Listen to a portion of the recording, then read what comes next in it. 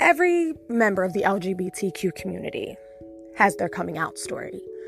That moment when you can finally be your authentic self, regardless of what anyone has to say or think about you. For some, it happens as soon as 3. Some people don't even come out till they're well into their 60s. Me, I finally came to terms with my sexuality when I was 19.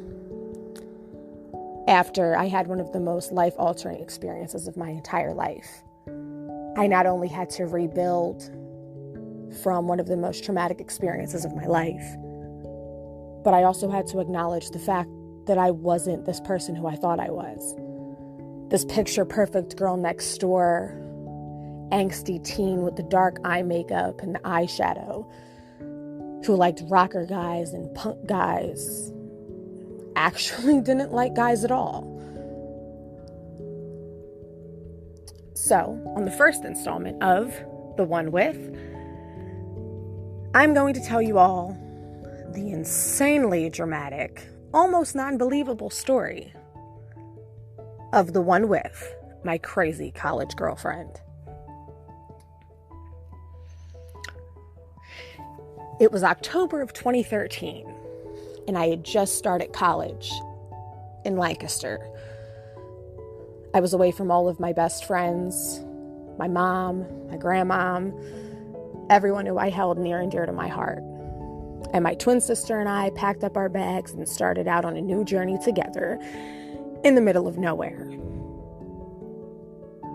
My twin sister excelled at everything that she did. She had a group of friends and had a great handling on everything that she needed to do. And by October, I had all of 2 friends and a guy who I was chasing around aimlessly trying to get to sleep with me. And in October of 2013, I was the victim of a sexual assault. I'd finally flirted my way into being raped. And I was destroyed. I had completely become isolated and alone. I had shut out everyone who cared about me. And I felt more alone than ever because I had done the stereotypical Lifetime movie girl thing. I had accused the campus favorite of rape. And in one of those ritzy-ditzy small town areas, the outsider is always a liar. The only person who believed me, however, was my next door neighbor. And for legal purposes, we'll call her Arizona. Arizona lived alone. She had just lost her roommate. And at the time of my assault, I had lost all of my friends. No one believed me. And I had opened up to this girl who had a lot in common with me. We both loved musicals and old 80s TV shows, and we liked the same music. And on those long nights when I couldn't sleep and I was having nightmares, it was just nice to have someone to talk to, someone to confide in. And we became best friends, almost inseparable. I went to every on-campus concert she did, and she came to every show I did, and we were like 2 peas in a pod. Then, after winter break, my sister became the victim of a sexual assault on campus. And the college did not do right by her as they did not do right by me, and they separated us. My sister was sent home, and I was left on campus by myself.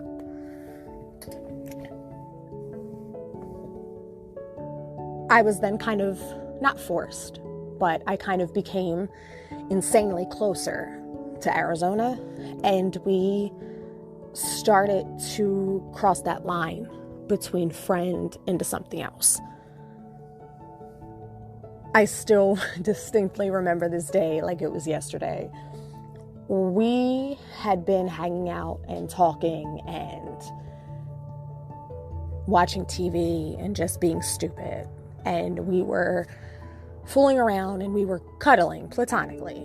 I'm a big cuddler, anyone will tell you that. And we ended up kissing. I'd never kissed a girl before. Never. And it scared the hell out of me. Because all of those warm, fuzzy, sensual feelings that you're supposed to feel when you kiss a boy that I'd never felt with any guy I'd ever dated in high school and otherwise, I felt with that one kiss. And I knew in that moment that I wasn't as straight as I thought I was. So, in being my normal, sex-crazed 19-year-old self at this point, we made out. And we made out a lot. And we were both terrified because neither one of us had ever done that before. We kind of came out at the same time. We kind of had our coming of ages and our coming out moments together. And it was great. It was amazing. And I'm never going to take that from her. We both came to terms with our sexuality together. And we spent the rest of the year practically just connected at the hip. But we lived over 3 hours away from each other. And when summer came and I went home, I had complete separation anxiety. You know, normal lesbian shit. You suddenly become inseparable, and the next thing you know, you can't function without each other. So, with the help of our friend, we had planned to spend a week together. She was going to drive me all the way across PA to stay with her for the week. And it was the most incredible week of my life. I got away from everything, from home, from the drama, from my friends from high school that were trying to make me feel better about being a victim. And because I couldn't go back to that college after everything that happened, they were trying to make me feel better. And I just didn't care about any of that. The only thing I cared about was the fact that I literally felt like I was on cloud 9 whenever I was with this girl. And no one understood that. When I told my friends and family that I thought I was gay, they all thought it was, you know the context. Oh, it's just because of what happened to you at that school. And, oh, it's just because that boy attacked you. And, oh, we're just going to find you a nice boy from around here and you'll forget all about that girl. And as many of you, fellow LGBTQ listeners, will probably understand, it's not how that works. But back to the story. We spent a week together and we had a lot of firsts together. A first date, first time, which, trust me, ladies and gentlemen, that is not as romantic and sexy as the movies make it sound. The first time you have sex with someone and it's your first time having any kind of sex with anyone, it's not as fun as it looks. And we low-key had sex with our friend sleeping on the floor next to us, but we're not even going to talk about that. Arizona and I had a whirlwind summer romance, and it was one of the most amazing days of my life, and I'll never take that away from her. But things kind of went south. As most of you know, gay women have a kind of a stereotypical known attribute of moving too fast. And we definitely moved fast.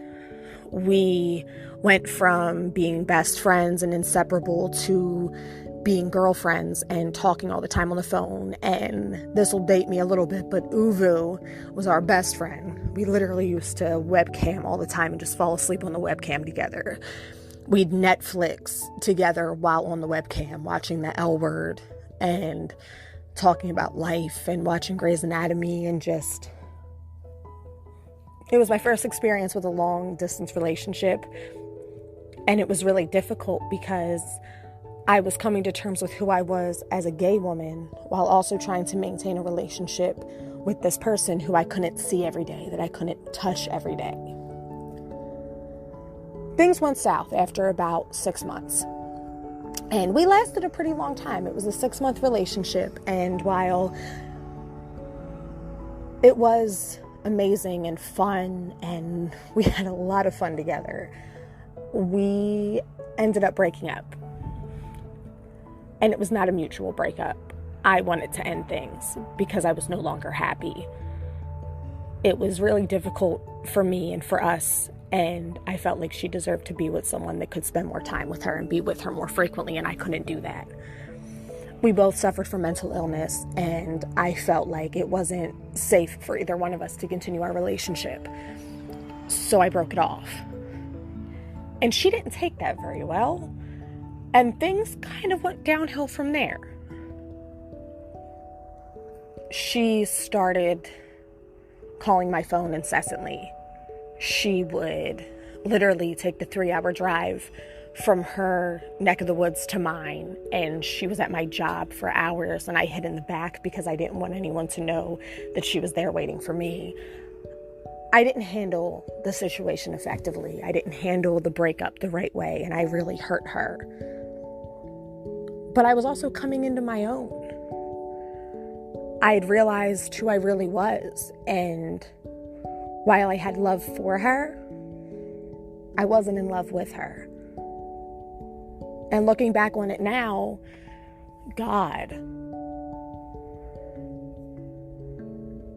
almost 9 years later,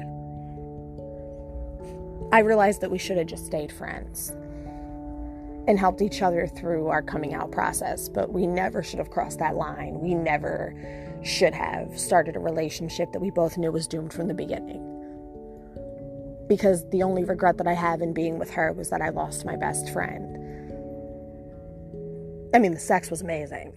It was top tier, and we had fun together, and we laughed, and we talked all the time, and it was like the only regret I had was that we broke up and I lost that person that I had through one of the most darkest moments of my life. After she finally admitted that we were over and acknowledged it herself and decided to move on with her life, we only stayed in touch through social media. And when I had reached out to her a couple years later, she was happy. She was in a relationship, and she seemed happy and full of life, and it made me happy to know she was happy. And sometimes that's all you need. Sometimes the people that you fall in love with when you're 18 and you think you have your whole life together is only supposed to be part of one chapter of your life, not the whole book. And Arizona, as I will call her for respect and privacy purposes, was chapter 1 for me. And although she was there for me through the prologue and the prelude, she was only chapter 1. And trust me, there's a lot of chapters to go.